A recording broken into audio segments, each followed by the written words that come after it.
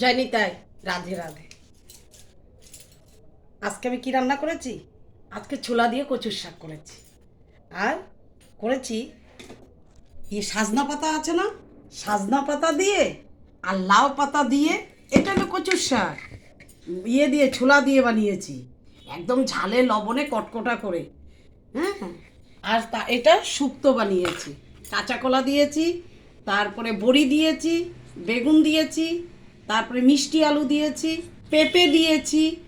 হ্যাঁ, দুধ দিয়ে বানিয়েছে, আর তার মধ্যে বাটাটা দিয়েছে, পোস্ত বাটা।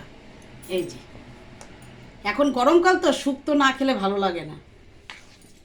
তার সাথে চাটনি করেছি, এই যে লাউ পাতার বাটা দিয়ে, লাউ পাতার পাতা আর আছে সাজনা পাতা দিয়ে, একটু বেশি হবে চাটনিটা। আমাদের ঘরে চাটনি সবাই ভালোবাসে, তো ছেলেরা তো বেশি, ওদের জন্যই চাটনিটা আমাদের আরও বেশি করা হয়।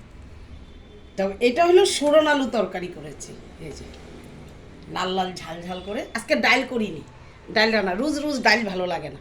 আর এই সাথে চাটনি যদি হয়ে যায় তাহলে আর কি আছে। হ্যাঁ, তবে এই যে আমার থালটা সব সাজিয়ে দিয়েছি। জয় নিতাই, রাধে রাধে।